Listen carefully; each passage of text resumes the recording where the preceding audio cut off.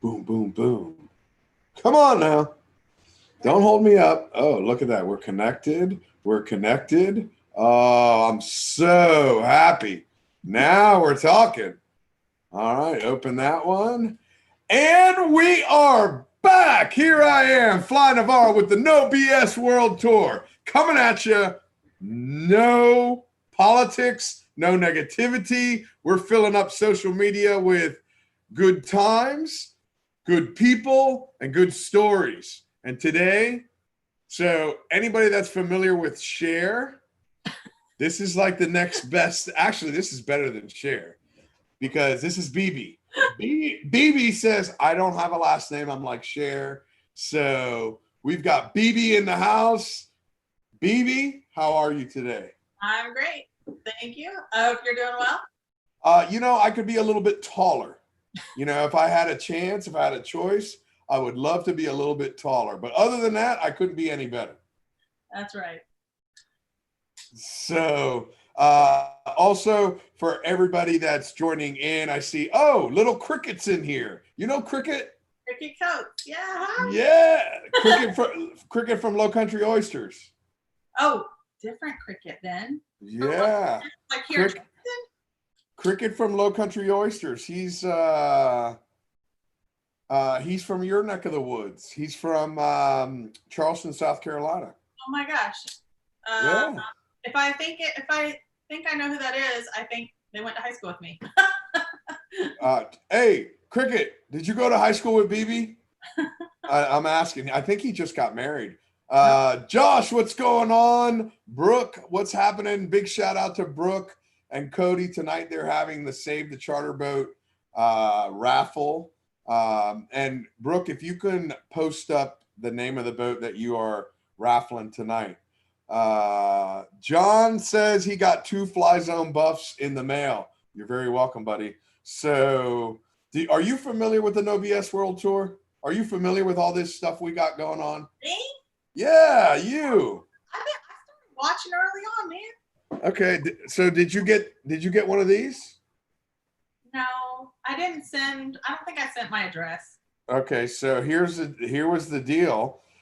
Because we're doing all of this together, I had everybody help me pick out the best logo for it, and they created the logo. They meaning everybody, all of us put it on it together, and then because they helped me, I wanted to give them the stickers, so I gave them the stickers for free. They just had to give me their address. I needed to mail it to them.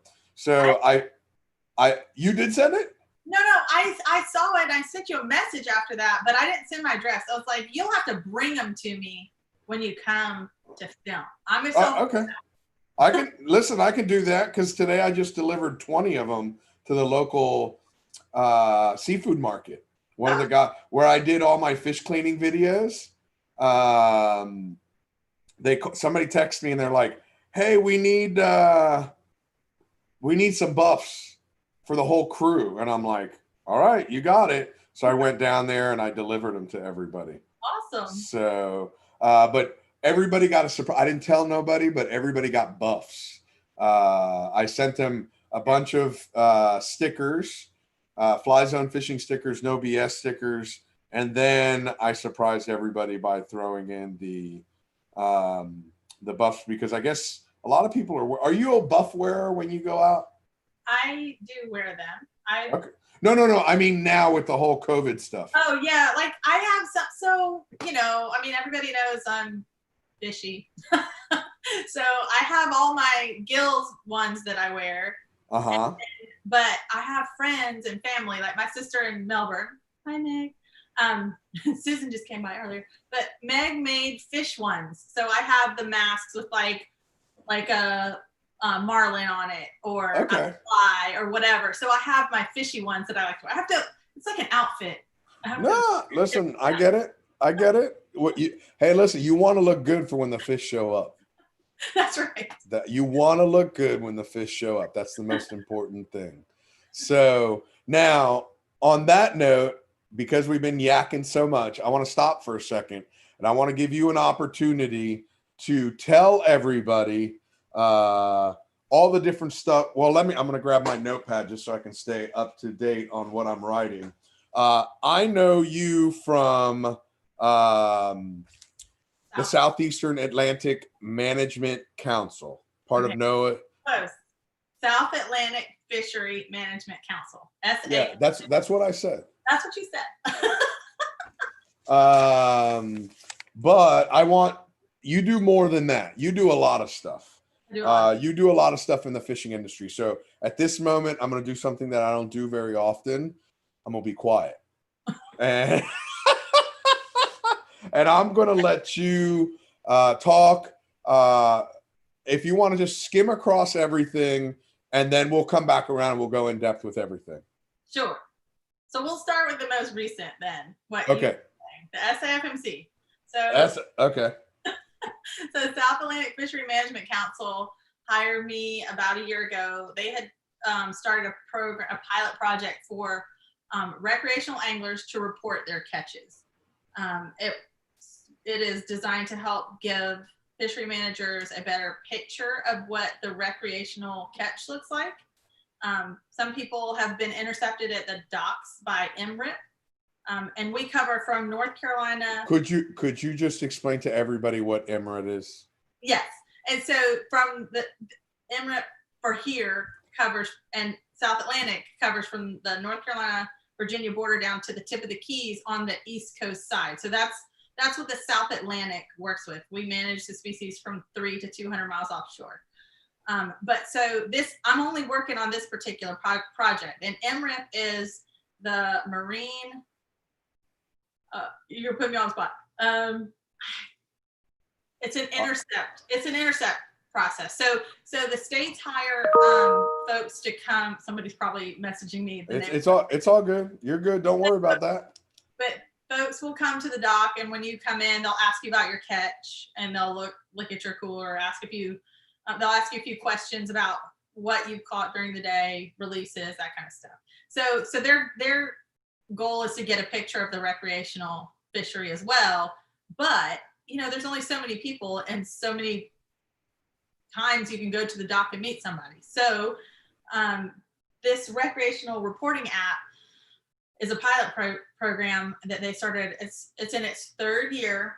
This will be the final year sitting within the council, and then it's going to be handed over to the Angler Action Foundation, and they're in Florida. And so right now it's just a free app that you can download. And let me just tell you, what's the name of the app? It's called My Fish Count. So My Fish Count, and so do yours. So do yours. I'm going to interrupt you just for 1 second because I want to let you know that Captain Melly B says hello. Oh, hi. Captain Melly B says hello. There's a bunch of people jumping in, and if I don't get you, my apologies. I will, Mr. Garcia, all the way from Spain.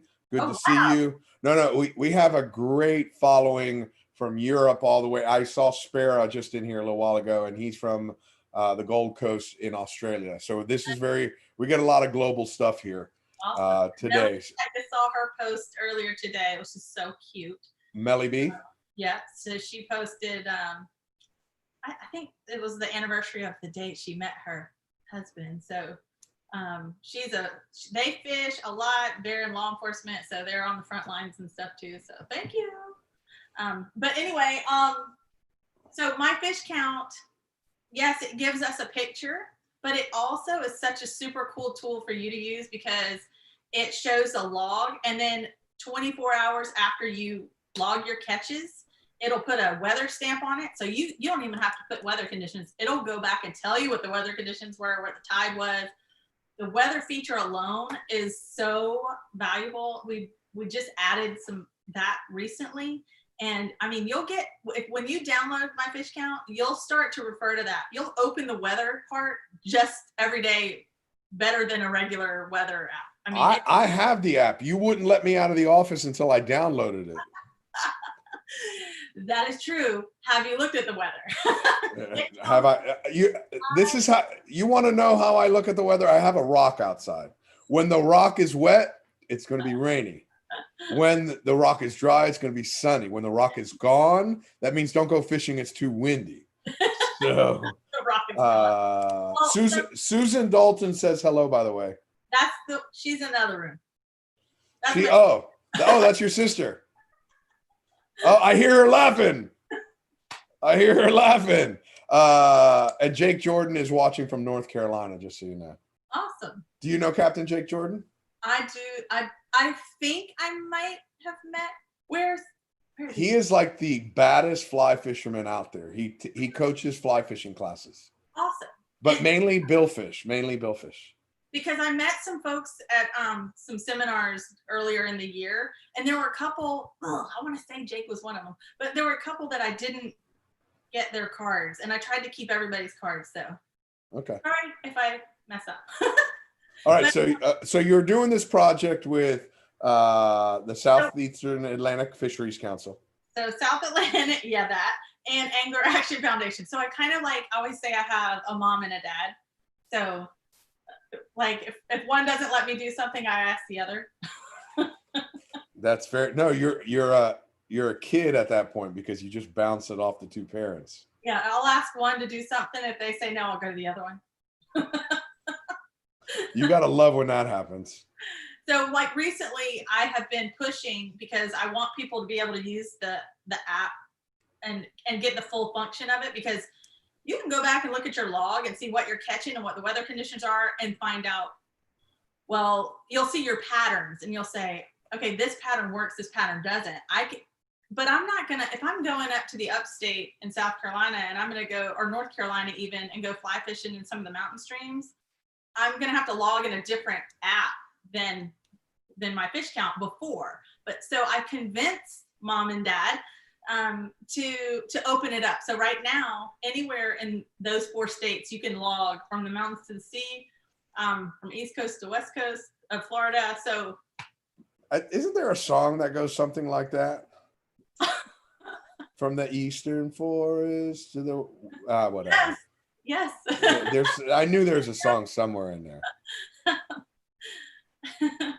But I do have to check the weather stuff because in another realm, completely unrelated to my fish count, I have angling women.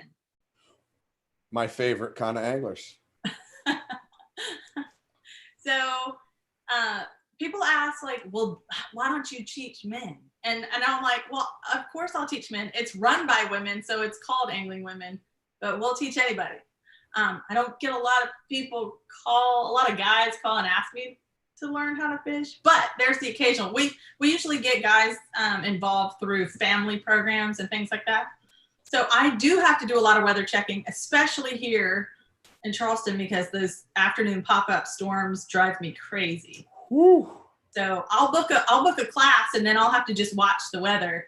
Last week we had a fishing camp from 9 to 12 every day, and every day had a little thunderbolt on the regular weather, on your iPhone or whatever. But we made it through. We got a little wet one day, but no thunder and no lightning. So that my fish count app gave me a better picture of what to expect.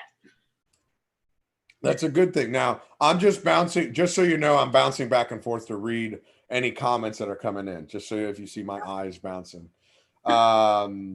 So you have, and I apologize, what's the name of the ladies fish? It's Ladies Fish Camp?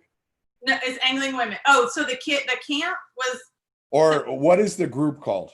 Okay, it's called Angling Women, and it's a company, and so we do aquatic education and aquatic ed consulting. So we teach people how to fish, and we focus on women, children, and families. That's how we get the guys in. Okay. So before I was at the council and before I was doing Angling Women, I worked for a state agency. I worked for SCDNR and developed some programs for them. Time out. Yep. And I don't want to say I'm that guilty, but I learned because I'm on the HMSAP, which is Highly Migratory Advisory Panel. Government agencies love to use acronyms. Oh. And after 6 years on the AP, I still don't know all the acronyms. So instead, when I'm timing out, could you explain to everybody what that acronym means? And I don't even remember what acronym I used.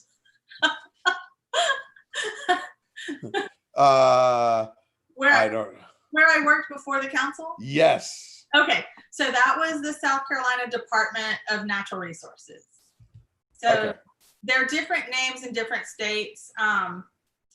Some are wildlife and resources commissions, and some are natural resource agencies and things like that. But every state has an entity that does that. So I was lucky enough to be able to start the first aquatic ed program for South Carolina. There wasn't one before. So it was super cool getting to create something from scratch. It's totally different now, and they're doing amazing things. And so, but it was neat to kind of get to mold something from scratch and watch it grow. And then it gave me, you know, a lot of experience. So I've been teaching fishing basically for 23 years. Holy smokes. And so over that time, there were just like certain little things that I would see that I'd be like, oh, it'd be really nice if I had that, or that'd be handy, or whatever. One of the things, so I've been fishing my whole life. Mom, dad, sisters, and I went fishing all the time. And we'd come home, the cat would be in the driveway waiting for the scraps. Like as soon as dad would fillet the fish, he was waiting for the scraps to come out. And, you know, we had our assigned jobs. We just knew what it was, like clean the rods, clean the boat, dad's filleting the fish, whatever. Somebody go in and get a bucket of ice and all that stuff. But I would clean the rods and then dad would put them away. And every time he would put my rod with his. And I was like, I think that's my rod. And he was like, no, I had one like that. And I was like, no, I think that's my rod. And so he would end up keeping our rods. And so one of my products that I came up with are these rod hookkeeper charms. And is that like the same kinds that they put on the wine glass? So it is a wine charm. Okay. It is. And so I have these hookkeeper charms. Let me see. I'll show you. So I've got a redfish one that I really like. I don't know if you can see that. Oh, I can see that. Can you guys see that? I'm asking everybody in Facebook land. I can see that. So and it dangles. So like a lot of guys are like, I'm not putting that on my rod. But when you have somebody kind of like, and the other option is to get pink rods. Yeah, then your dad never wants a pink rod. Exactly. So but so that's like one of those products I developed because it was a need. But I have some other stuff. Like I have a fishing tackle purse. I have this thing right here, which is, I don't know if you can see that. This is a dock spike right here. Okay. So it's just a portable, like universal rod holder that you can put on a dock or piling or a tree or whatever, your golf cart. You're going to ride somewhere. Wait a second. You're also in South Carolina. You could probably put it up in your tree stand. In your tree stand? While you're waiting for that buck, but if you see the redfish go by. Exactly. Yeah, I know. In South Carolina, you can do that. You're all rigged and ready. It's just put it in the rod holder, in the dock spike, you're set. Absolutely. But so really when I teach, you know, when I'm doing a program and it gets to the point where you're teaching them how to bait and 8 or 10 kids come up to you with the rod tips. I mean, we do a lot of safety stuff, but they'll lay them down or they'll lean them against the railing, and then you know what happens? They'll slide over and fall. And so I was like, just put it in the dock spike and then be in control. And so it just kept it from you having to lean it over. And my sister Susan in the other room, Susan and I were watching a kid on the bridge one day, and he had just gotten a fishing rod for his birthday. He was all rigged up. He was so excited. Don't tell me he lost the rod. He cast out and he bent over to get something out of his tackle box, and that rod went like stingray on board, gone. So immediately that day we came back and we started messing with the prototypes for that. Oh my gosh. It was bad. But so Old Bridge Outfitters just is kind of our branding name. Oh, well, let me show you. Here's my shirts. Okay, this is the Angling Women shirt. All right, get a little closer. Okay, nice. That's the Angling Women, and then so that's really my sisters and me. Oh, so it's 3 sisters? Uh-huh. Okay. And then we didn't want to exclude the guys from like product wise if they wanted to order something. So we did Old Bridge Outfitters because every town pretty much has an Old Bridge. Okay. But this is ours here, and this is where I spend half my life, really. All right. Old Bridge Outfitters is better than Old Guys. I seem to get hit with that one all the time. No, hey, Old Guys. No. What? No. So, but like I have a family session tonight. So we get a lot of people that move here from a ways off. And when you say a ways, like a ways from a ways like from on yonder, or I mean like overseas, or a ways like from like up north or from the Midwest. All of the above. I mean, we've got Boeing here, and we've got you have Shimano. I mean, so we get a lot of people that come here that may have fishing experience from wherever they come from, but don't know anything about here. And I, when we do intro classes, it is very basic. Like I see on a lot of these fishing podcasts and just different pages where people are there's a lot of people trying to promote women's fishing, and I get it. I love it. Everybody should do it. I love it. But they're holding up these monsters, and I'm like, well, this is my pinfish I caught today. because you got to start. Not every cast is going to land a monster. Well, and when you're trying to introduce somebody to the sport, you don't throw them on a boat and go after tarpon. And so, if you build that comfort level, let's say you teach them the Palomar knot, you teach them the clinch knot, they can rig a basic rod. They know enough to go home and rig a rod for their child or rig a rod for their neighbor. And then once you get a little confidence catching some little stuff, then you start to be like, well, what am I going to learn next? And that's when it builds. So that's the important part. Beginner. Well, it's one of those things because I coach a lot of people, and it's very rarely do I do just the basics anymore. It's usually people fly me somewhere, let's learn how to pitch bait and stuff. But if it's somebody that I don't know and I've never dealt with, I go from the very beginning. Listen, we've never done this.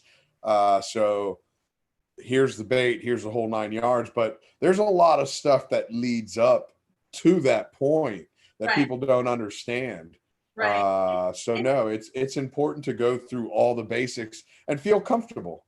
And creating a new angler from someone who has absolutely no interest versus somebody that has an interest. If they've already got an interest, they're looking for something particular. They'll call and say, hey, I want to target redfish. Can you help me? And then that's fine. But usually I would say 98% of the people that contact me want to know how to tie a knot. They're really learning the basics, and that's really my jam, what I focus on. So I know we briefly touched about it where I was supposed to go up and do some videos with you guys while I was it was supposed to be last month about red snapper and all that kind of stuff. But have you seen all my knot tying videos? And I say mine, they're not mine. I go across with so many different people, and I try to share everybody's knowledge. Yeah. I mean, I watch those things, and I mean, that's perfect.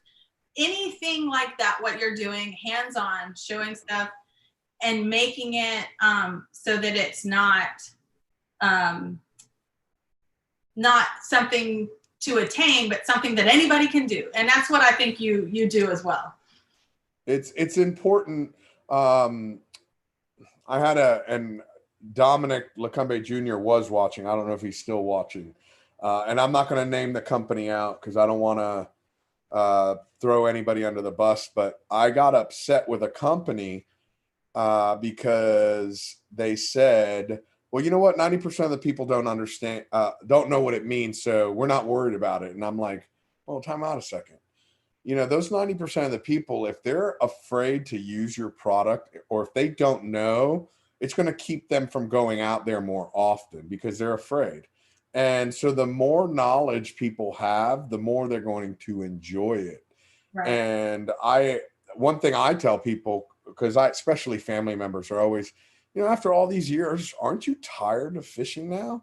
And I'm like, no, actually, I love it more now than I did back then.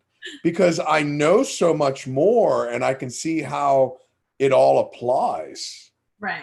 And so the fact, like you said, you want to teach them these knots, you want to teach all this stuff. So there's a sense of accomplishment and all that. And there's always more to learn. So once you master a spin cast, if you're little, then you want to learn spinning. Then you want to learn fly. I mean, you know, there's always something new. There's always going to be a new knot to learn. There's always going to be, you know, different to learn about. If you're watching this podcast, you definitely want to learn about fly. I'm just saying. I'm just saying. So. Of course. But there's, you know, once you really, I think where some of the organizations right now are missing the point is they're showing these women doing these things. And I think it's slowly starting to change a little. They're showing women catching big fish. And I mean, I'm guilty. Like I have a picture that's one of my faves and somebody tagged me in a post last night and I was like, ooh, putting that one on there, you know, like exactly. Guilty of it too. But if you're really wanting to kind of create an environment where just like Betty off the streets, like, let me learn how to fish. This is what you need to do. You know, you really have to start with the real basics. And that's what I love. I got to give 2 shout outs here to both Captain Melly B and Jake Jordan. They both said, it's funny, they both said almost the exact same words. They never get tired of sharing knowledge. Awesome. and it really is a big deal. Sharing that now. I know me, I've been doing this now, and I hate to say it, I've been doing it for a living for 30 years, going on 30 years. And for me, I enjoy more sharing than going out and catching. Mm-hmm. I enjoy sharing stories, sharing the knowledge that I've learned so people get better. It's an important thing.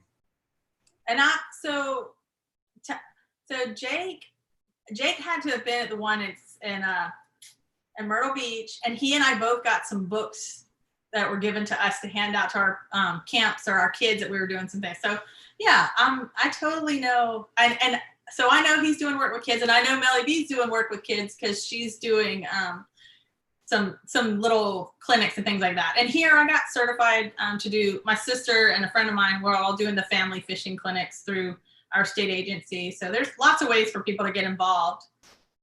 Jake says, yep, that's him. That's it. Okay. Big shout out to Hunter Moody watching on YouTube. Just want to give him a shout out.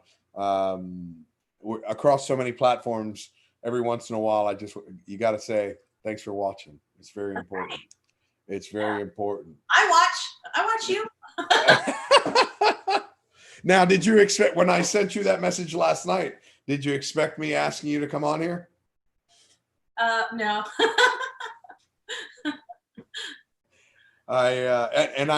We spoke a few months back, I think, about getting you on here. And talk. What's that? I thought you were all talk. Not me, man. Not me. If I say one thing that's made me successful in what I do is the fact that if I say it, I'm going to do it. Or if I say I'm going to do it, I'm going to do it. And if you say you're going to do it, you usually do it right that minute. And I do. It's like right now. Unfortunately, because of COVID, there's a lot of things that we're slowing down and stuff. I mean, I got So for those of you that are joining in or haven't seen me in the last few days, I'm going to the Bahamas next week, and I had to get a COVID test today. And oh my gosh. So it's not like saying, hey, let's just go to the Bahamas. No, it's like this drawn out process now where I'm not used to that. It's like, you want me to go to the Bahamas? Let's go tomorrow. And you can't.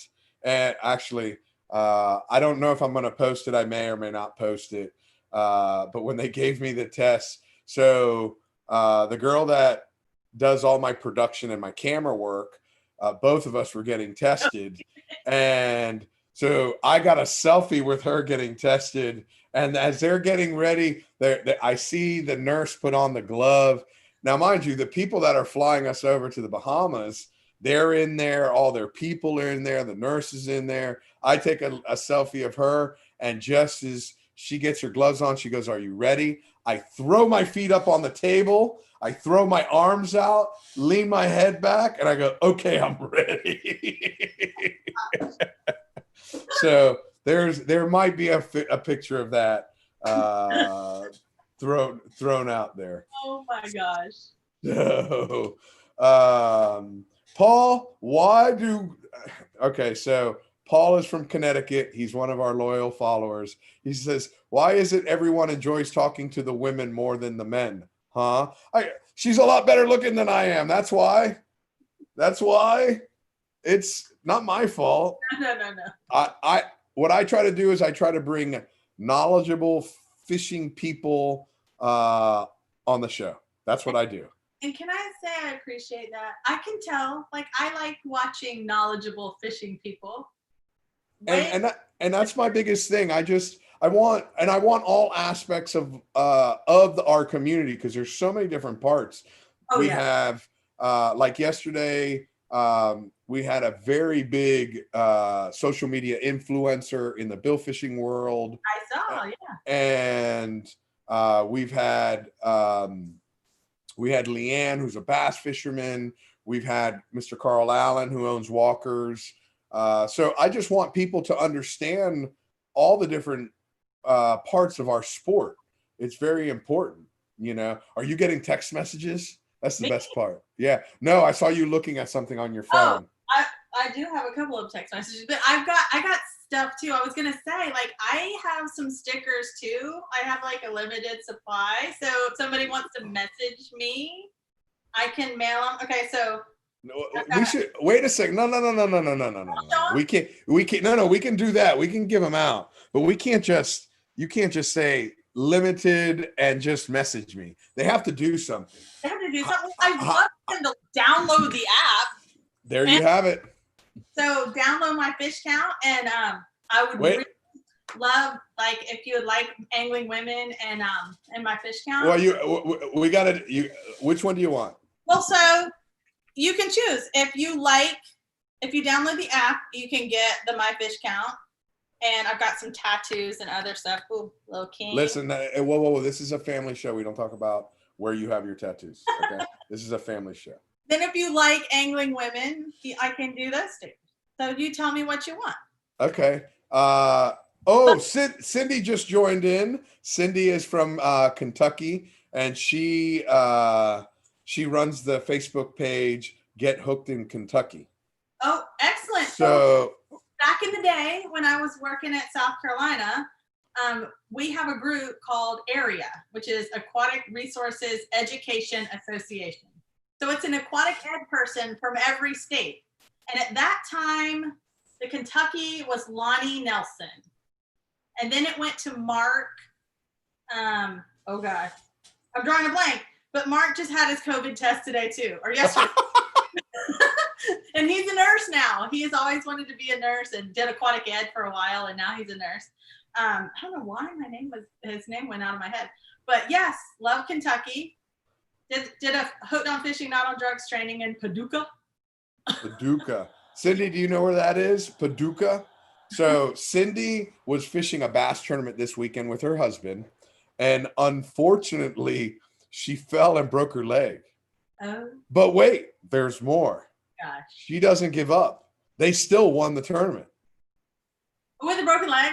With a broken leg. And My God. Now she's been watching every day with her leg up. Poor thing. Yeah, so Congratulations on winning. yeah, so she's got a. What's that? Art Johnson was the Kentucky guy. I don't know who it is now though. Anyway, Okay. Sorry. So you either have to download My Fish app or My Fish Count. Yeah. And they got to send you. Do you get a notification who downloaded it, or? No, there's so many things I have to tell you about that. Yeah, but hold on a second. You're having a contest. We got to make rules. Right.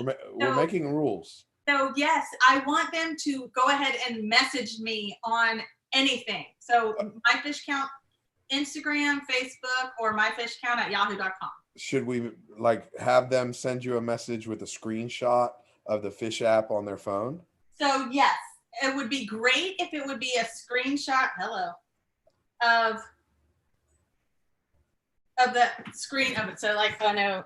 So this one, I have a trip that's active right now. But it would say hello, BB. And show that if I see that your name is on the screen, even if it's your name you go by, hello, angling women, if that's how you register, and send me a screenshot. And then if they're going to do all that, then I might as well give them. And what is that? Oh, look at your puppy. Oh, yeah. This is a sunglasses bag. Oh. We just got these, and I might get in trouble for doing this, but I'm going to do it anyway. It doesn't matter. If you're not living on the edge. It's on one side, it's got the My Fish Count, and on the other side, it's got best fishing practices. So I have, oh, Paul, thank you so much. Hey, Paul, could you put that on the other page as well? Paul just put a link up to your My Fish Count Facebook page. Thank you. And Oliver wants to know if can he do it in the UK? We have not gone to UK. iAngler is available over there. So if you want to do iAngler and send me a note, we can work something out. Okay. You heard her, Oliver. You heard her, Oliver. So that's great. Screenshot and send me a message, and we'll get you some swag. Now, in addition to that contest, I do a monthly contest on My Fish Count, and you don't. Okay. If you're in the UK, you can still participate. But it is right now. It changes every month, but right now, Plano Fishing is sponsoring. We have different industries, so I've been working really closely with lots of industry. Gills, Plano, Engle Cooler. They gave away one of those exact ones. I just got that today. That's so awesome! I can't believe you just got that behind him. I was like, did you know? But so no, I didn't. We've had some different industry partners, which I just love working with fishing industry people. And I've been trying to work with Plano for so long. I'm so excited. They have this new guide series tackle bag. It's about $120. It's got this magnetic strip across the top. You can toss your lure and it just sucks it to it. It's so cool. But all you have to do is Plano Fishing and My Fish Count and post on either. If you on either Instagram or Facebook, and if you do both, you get entered twice. Okay. So you post a picture on your own social media and you tag My Fish Count and Plano Fishing and both pages. And it can be you fishing with your friends, fishing with your family. It's just National Fishing and Boating Week was this month, and we just want to share the love. Guys, if anybody needs pictures, I have plenty of fishing pictures. If anybody, I'm off, no charge, but chances are I'm going to have a funny look on my face, or some zinc oxide or something like that. Fishing in the bathtub. It's funny you say that. When we first started the No BS World Tour, and I can't remember who it was, asked me to do one from the bathtub. And I've been threatening to do one from the kitchen, cooking something. We did Susan, I'm in Susan's house. She has a garden tub, and we filled it and did some demos on how lures move through the water in her garden tub. Oh my gosh. It's fun. You gotta try it. I've done it in a swimming pool, but I don't know about a bathtub. I don't know about a bathtub. That's what you gotta do. Exactly. So download My Fish Count and check out the Facebook page. Take the pictures, and you get a chance to win all the goodies. That's right. But okay. Yeah, two different things. What's that? Two different things. If you want stickers or whatever, that's the one. Send me a screenshot. We'll hook you up. But if you want to enter the monthly thing, it'll change every month. We'll have a different sponsor next month. So. Okay. Also. Go ahead. Also. And there's more. And there's more. But wait. I called that a but wait commercial. Okay. Right, Susan? But wait. So if you sign up if you download My Fish Count and create a profile, that way I know that you're in there, you can get a 3-month free subscription to Sport Fishing Magazine. No, Saltwater Sport. Hold on. They're both owned by the same company. I know. I'm trying to remember. I think it's Sport Fishing Magazine. Okay. I should know that. Oh, you're checking. I am checking. Susan, in the back. Check it for her. But yeah, and it has been so amazing. So every Sunday they send out the list. You get a special code and you can go in. And not only can you order the magazine, it's Saltwater Sportsman. So not only do you get the magazine for 3 months free, they're offering a year for $5. Like you don't even have to enter any credit card information if you just want the 3-month one. You just say, here's my address, and they send it to you. Now, what happens if you do a really cool My Fish Count video? Oof. Like, My Fish Count instead of yours? It doesn't matter. I'm just curious what you get if you do a video, because I did a video and I haven't gotten nothing. This was such a loaded question because I did a really, really cool video. You did a really cool video. And first of all, you need to send me your address. And second of all, and then you have to stick a My Fish Count sticker on that cooler. But the things will change, and next month we might do a video. Well, here's the thing. If you get the Engel cooler or the Plano box, you need one of these on that box. Do you have one of these? I do not have one of those. There's a lot of people in this town that have them on their license plate and they don't know. Sounds like we need to do some sticker trading. You need one of those. So when everybody got all their stickers for the No BS on the outside of here's an envelope right here. So the post office,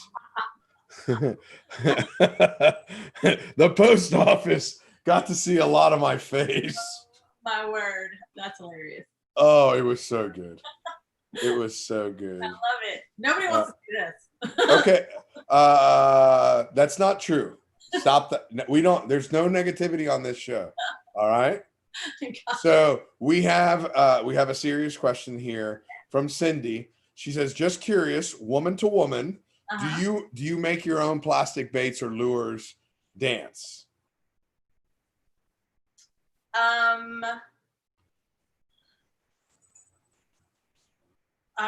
Well. Cindy, you did it. You put her on the spot. No, I don't. So I grew up fishing a lot of live bait.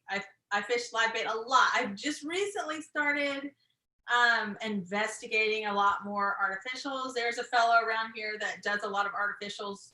You mean Z-Man? Well, yes, I have friends that work at Z-Man. Tell me, do I know your town or what? Yes, you do. But I have a friend that fishes artificials. He's used Z-Man. He uses some other ones, tests out for other people. And his handle is Hooks and Dreams. He's in Mount Pleasant. And but he has really kind of shown me a lot of doing different techniques with artificials. And I mean, I grew up fishing a paddle tail electric chicken. I mean, that was it. And so I've kind of branched out a lot more lately and using some different things. Now, when I was working for the state agency, one of the things that I do, and I love this, was, and I posted during our fishing camp, we let the kids decorate a, I think, can y'all see that? Just describe it so when we do this in audio, people know what it is. It's a hard plastic. And so this is like a diving one. I used to use a rattle trap shad, and now I use just a different body shape. But okay. So yeah, I mean, you definitely have to make the artificials move. But we let the kids decorate these. And then I have the public vote on them. Oh, I'm so gonna put this sticker on one of them. And let the public vote on them. You can fish with your face. Listen, I do every day. What are you kidding me? Why do you think I'm on social media so much? I'm fishing with this face. So for when I'm fishing saltwater, I'll use different techniques for retrieving. I'm using different things. I don't like a split tail. I'll use trout trick and some paddle tail stuff, some curly tails. I mean, it just depends on where you're going. If I'm fishing freshwater, I still have a lot to learn for the big bass. But yeah, I mean, yeah, I get the whole, you have to make it do different things. And honestly, I'm still learning on a lot of that artificial. Listen, I'm a live bait guy myself. I love it. Here, put a hook in it. Let me just watch you get eaten. So it's awesome. If you can help me out, I would greatly appreciate it. Cindy, you got to hook a sister up. That's right. You got to hook a sister up. Actually, you know what? I got the contest of contests. All right, BB, we need you to follow Hooked on Fishing in Kentucky. Okay. And Cindy, we need you to follow My Fish Count on Facebook. All right. And Angling Women. And Angling Women. Hey, actually, you guys should do kind of like this same thing. And if you need me to facilitate it, because I have the software, I would be more than happy to do it where all of us talk. And then we can send it over to all your guys' Facebook pages. Sweet. I would love to do it. I'm really big into everybody fishing. I was just telling some of the story today. Actually, I was telling you the story about Jen Copeland, the boat captain. I'm really big into introducing people to my sport. And I was telling her about one person in particular that said something a little off color to me I wasn't too happy with. And I said, listen, my job, the way at least I see it, when I wake up every morning, there's people that are looking for a hobby. And they could be looking at surfboards or golf clubs or fishing rods. My job is to make sure they pick up a fishing rod. After they pick up the fishing rod, it's your job to sell them whatever your product is. I don't care. I'm here to sell them the sport. It's your job to sell them all the parts inside the sport. I want people to say, man, I want to try that. That looks like fun. And what people, and I say this almost every time I'm on the air, is people get confused between fishing and catching. Catching is the actual reeling in the fish. But fishing is that time you spend with your friends and family and get to know people. And that's where you build your friendships, your relationships, your bonds. And I couldn't tell you, I put a meme up the other day. If it wasn't for fishing, I wouldn't have most of the friends that I have. Right. And I have a world of friends, literally and figuratively, from all over the world that have this same passion that we all share. And for me, I really enjoy when I go to a country that I'm on a boat and nobody speaks English and I don't speak the local language, but we all speak fishing. Right. And we can hang out for days. The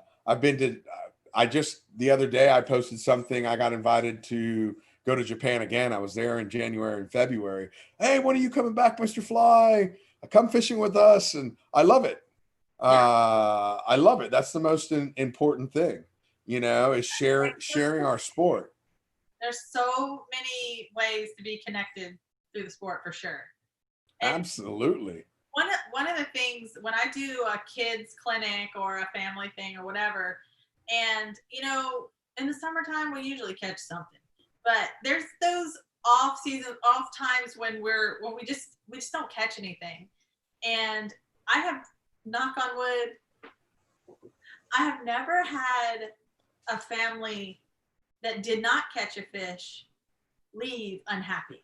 They have always left me appreciative and grateful and happy to know the information and so excited to go try it again. So that's that. If you can sell fishing without catching a fish, then you're in. They're going to do it again. That's I'll sell it without catching a fish. I'll sell it. I may tell the same jokes over and over and over again, but I'll sell fish. Oh, we actually, hold on. One of your neighbors just popped in there. Jennifer Packard Pratt. She lives on, I believe she lives on James Island. Oh, yeah. Yes. Excellent. Hi. So, Jen, do you know BB? Is she? Actually, you know what, Jen? You need to get Sammy in touch with BB. Sammy is her daughter. And Sammy, I believe, is 14 years old, 13 or 14 years old.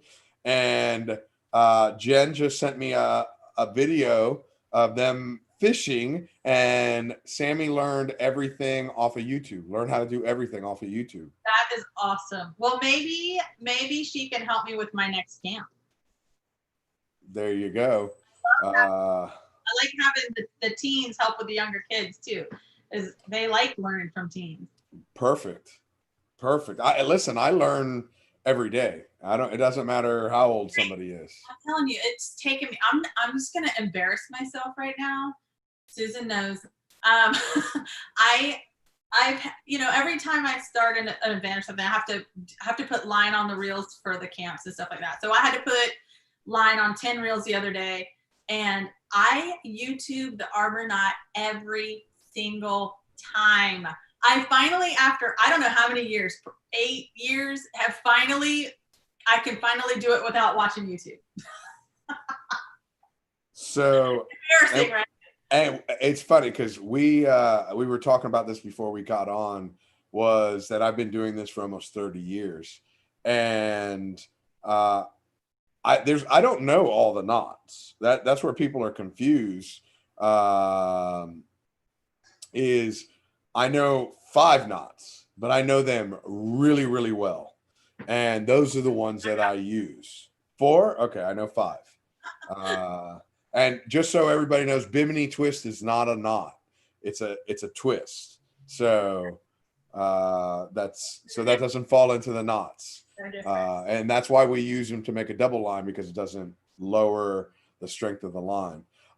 Cindy says she has a teen field staff, a whole staff of teens. Oh, that's so cool. Yeah, you two definitely need to connect and share some information. Hey, Luis from Guatemala, how are you? It's really cool to get the everybody from the worldwide. So that to me, that's a big deal, and I'm sure everybody's watching that. My puppy, she's walking around. It's thundering outside, so she gets nervous. Yeah, so. The fishing really does bring people together. I remember when Angling Women, when I was growing the page, and I had my 200th like, and it was from Leslie in Tanzania.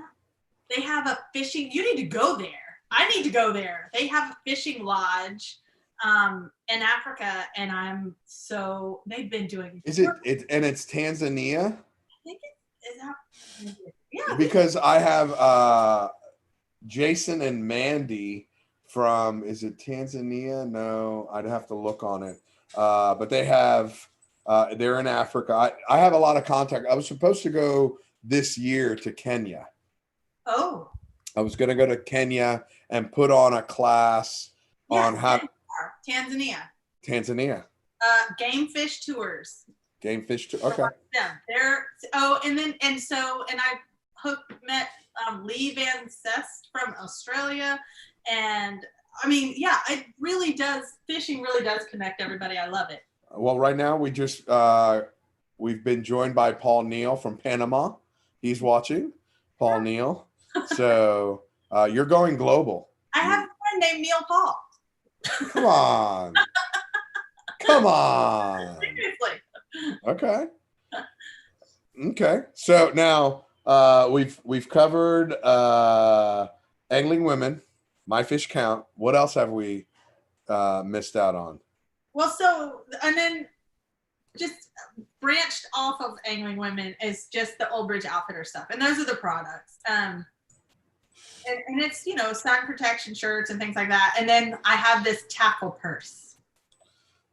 Stop the presses. Stop the presses. Dun, dun, dun, dun. Dun, dun, dun, dun. We're being interrupted right now for some immediate news alert. Talk to me. So, the sister in Florida, Melbourne, Florida.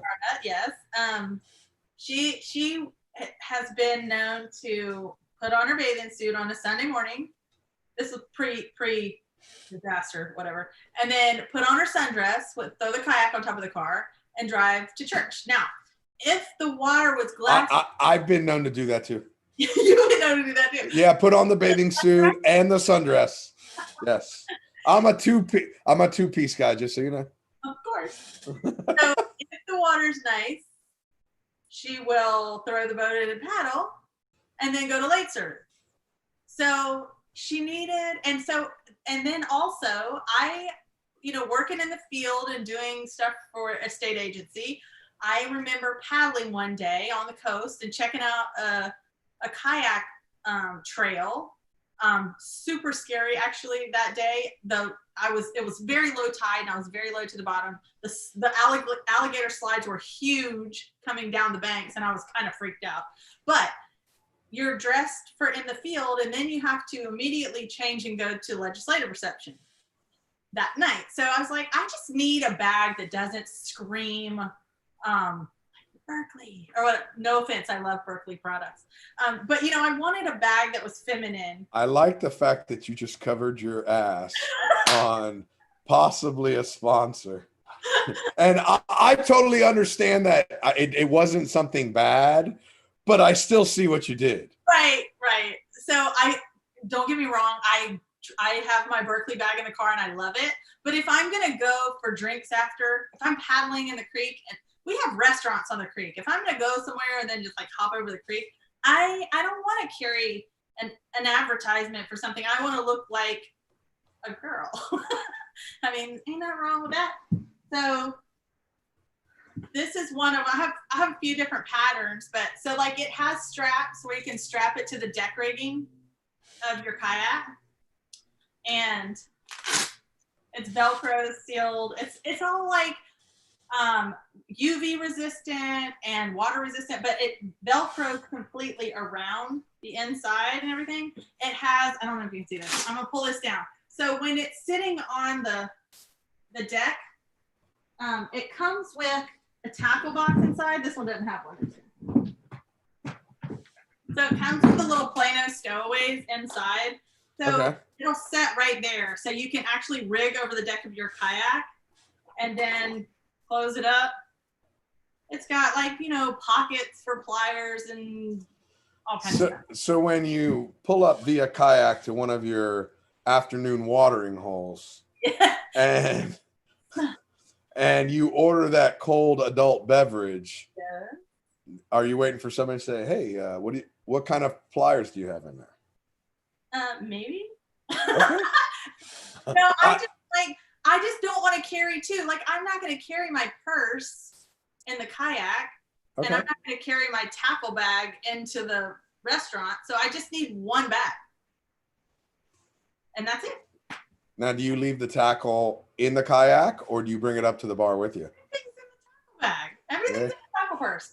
I have a stick in there. I have my wallet in there. My phone. Have you ever pulled out just a couple of lures and put it on top of the bag as you're at the bar to see if somebody, hey, that's my favorite lure? Maybe. I have the wire sticking out.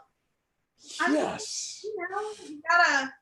Well, there's a little tab on the side, so you can put the little retractable thing that has the clippers on it. I put the pliers down the side. Okay. There might be a hemostat clip to the strap on there. I don't know. I mean, that sounds very medical. Yeah, well, I use those for hook removal instead of a hook remover. Yeah. I bought them at Federal Surplus. Okay, so I got two questions that came in. I got one statement and one question. One statement, it says, fishermen hit on logo talk. How big are your pliers? That troll, I'm not doing that kind of fishing. Oh, okay. And then Cindy says, what's the biggest fish you've ever caught? Oh gosh. So the biggest local fish was a bull red, probably.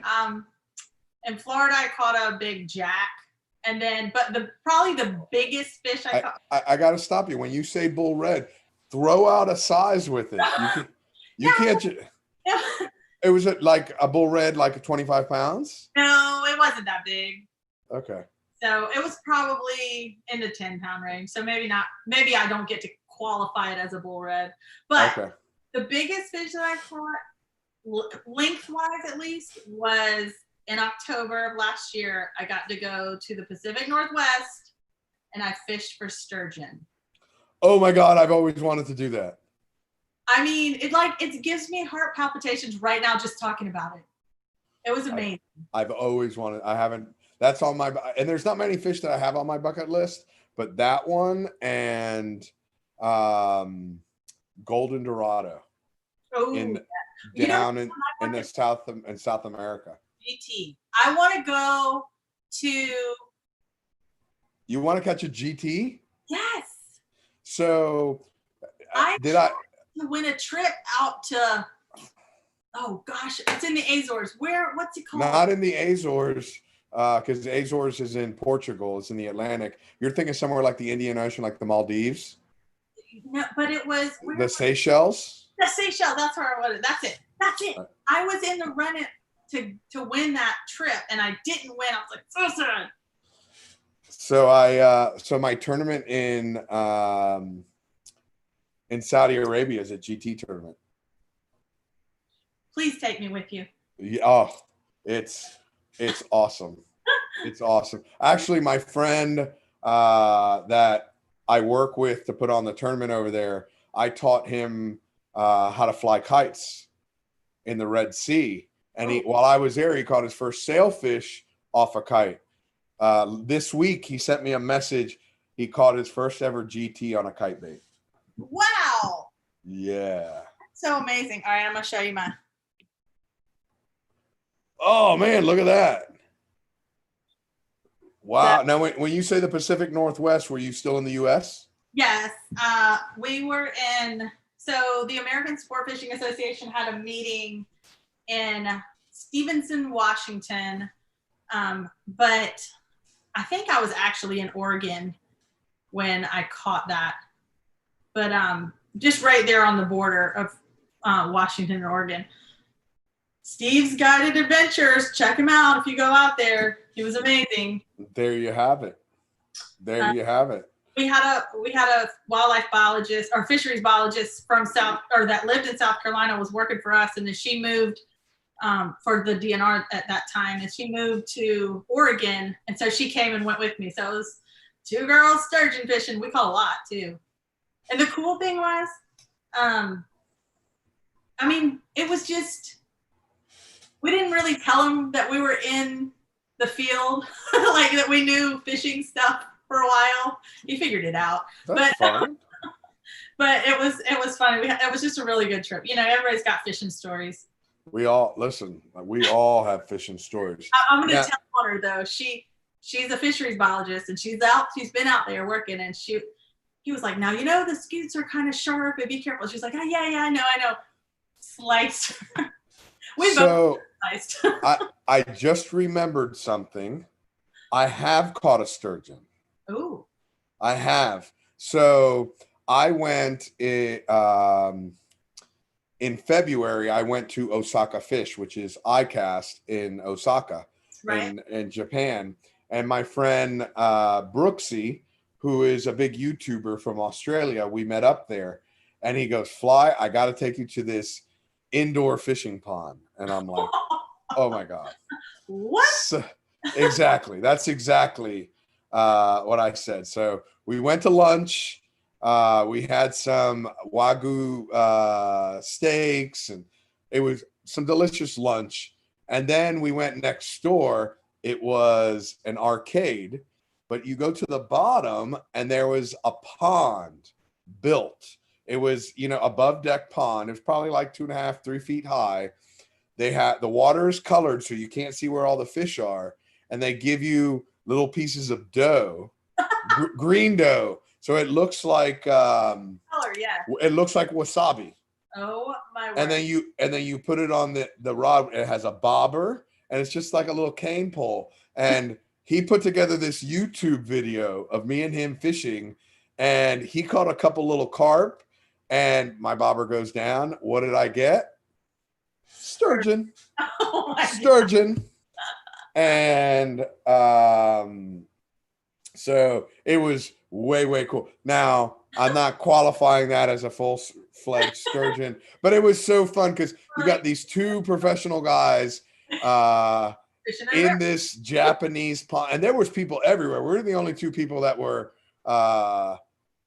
were speaking English, and everybody's fishing. We were having the greatest time. We had so much fun. We had so much fun. But I do want to go really quick, and I don't want to stay long because we're going to talk shop for a second. All right. Cause it's important that we're talking about, timely things. You guys just had an amendment pass. Oh, yes. Go into the hard stuff. Yes, sir. I don't want hard stuff. I want you because part of the thing that I was supposed to help you guys do was help you get this out to people.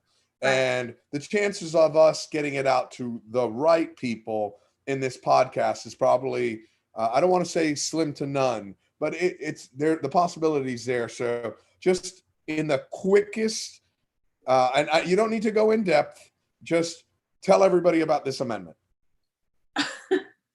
Don't go in depth, but just tell everybody what they need to know. Okay. So the gist of it is, and I'm trying to pull up. I could give you the gist. Well, okay. And give me the gist without looking online. No, well, so the gist of it is you need to descend your snapper grouper species that you release. You need to use a descending device. Now, is that the way the law is written, or is it written? Well, now you want me to just give you the gist. Do you want me to read it? No, the way I was told when I saw you guys was, if you are bottom fishing, you have to have one of these descending devices on board.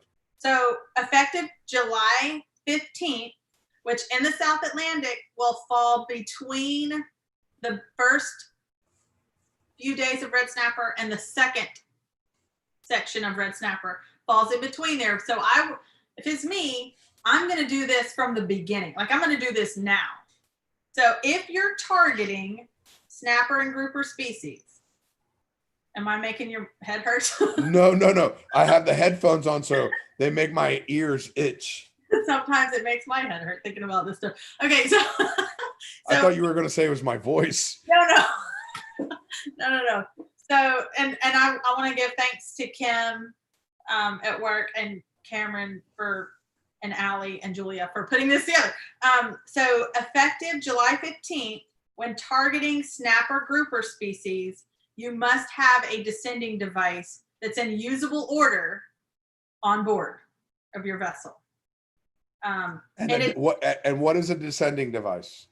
In addition, you need non-stainless somebody's No, that was me. That was an email.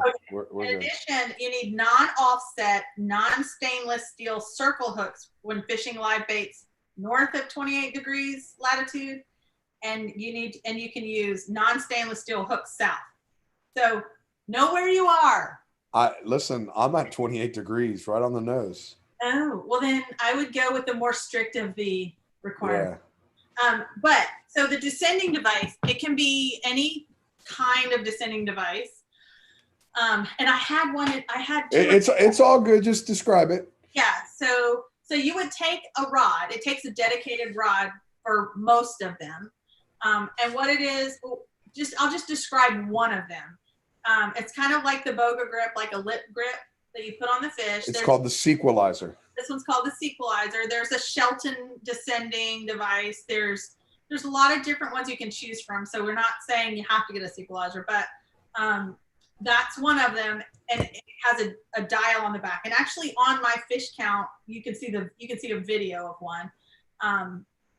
But there's a dial for setting the depth. So if you're fishing in 200 feet of water, you can set it. There's one that goes 50, 150, 200 feet. You just turn the dial, clip it on the lip, and then you have to add weight onto that rod.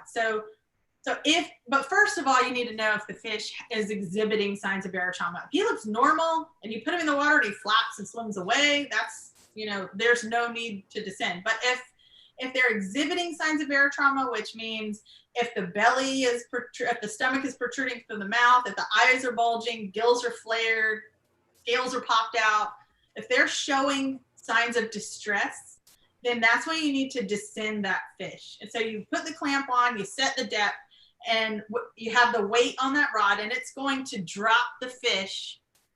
Yes, there you go.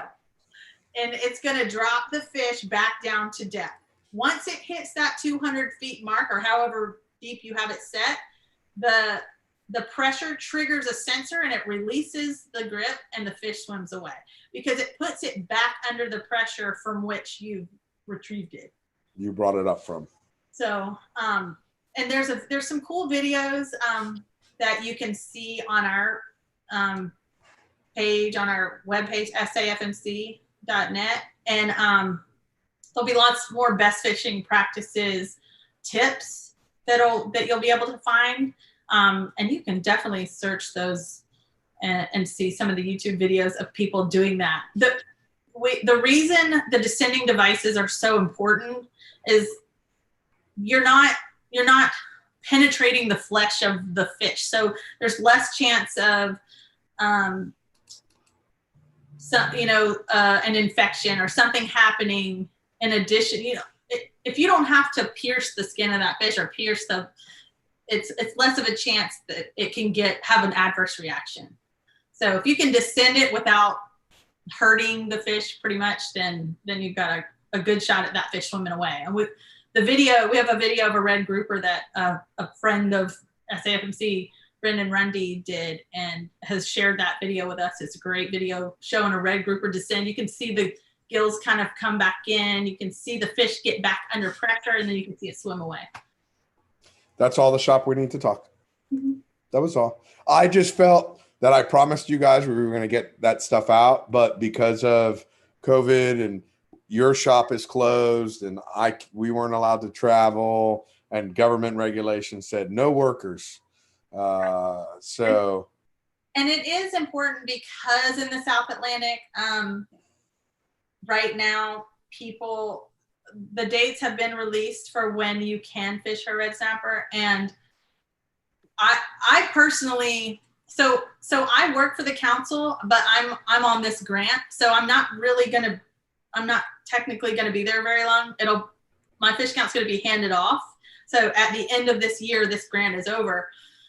So I've learned a lot from watching the council folks. And so they, they're trying to really give the best information and provide the best possibilities and the best options for managing fish. So watching that video is really an inspiration, seeing the survival rate. I mean, it's just a contribution to conservation. And I always say, like, everybody wants the same thing. All of us that are fishermen or anglers or whatever you want to call us, we all want to be able to fish, and we all want healthy fish. So if we have to go through a struggle of watching a stock rebuild, you know, I'm okay with that. I understand that people are seeing and struggling with the red snapper, but I understand that you have to rebuild it in order for it to be productive in the future. Manageable. Yes. So if you're targeting snapper or grouper species, go ahead and get one of the descending devices and have it rigged and ready. There you have it. There you have it. How hard was that?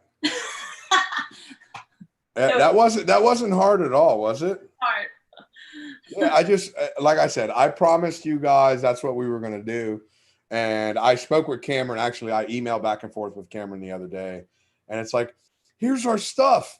And she's like, man, if you could make a video right now, it would be so awesome. And it's like, I don't want to just do it on my own. I want to do it with you guys. It's your rule. I want it to be explained why we're doing this stuff. Right. That's important to me. So I don't want, go ahead. We're working on a frequently asked questions list right now. So just, check out the page. If they're interested in learning more about that stuff, they can always contact me directly and I can get them to the right place. Or you can just check out our South Atlantic page as well. Again, there you have it. All right. Did I miss anything? Did you miss anything? Is there anything you want to add extra? Well, have you ever done one of the, like in your basic stuff, I haven't seen you do this. Do you ever talk about pairing the rod and the reel together? Like that's one of the things in my little basic class that I teach. When you say pairing, like which rod should go with which reel? Like learning how to read the words on the I just am curious because I like to teach that in those family classes, and I didn't know if you had done that before. So I'm going to send you I'm going to send you the playlist where I have all the rods and reels kind of stuff. Like how do you attach a rod to a reel to a rod? How do you attach the line to the spool? What knot do you use? Setting your drag, all that. I have it all set. And I'll send you the link of my playlist. But like how to read these words, like what that means. I have not done that. So that was the only other thing that I was going to say. That was one of the really helpful things that we did in especially some of our women's classes, because they want to be confident when they're going into places, and that's what it's all about. Is about being confident. Well, there's a world of colors of artificial bait. Like here's one. Here's one of my artificials that I use. Oh, there you go. It's kind of purpley. It's called Mood Ring. But it's a trout trick.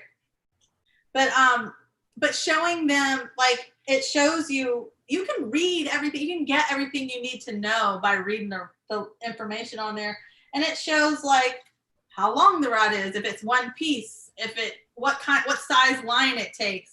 So that if you do, like, let's say your reel craps out and you have to get a new reel, and it'll take 10, 12, or 8, 10, and 12 pound test line, you can get a reel that at least if it's 6, 8, and 10, it will still be compatible. And trying to get people to understand that if they buy a combo, they're not tied to that, so they can switch things up.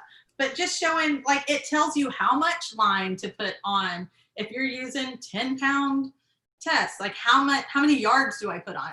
All of that stuff is it's all in there. You can just read it. And I think some people like to learn that stuff when they're just starting. I never even thought about that, to be honest with you. I'm glad you're bringing it up.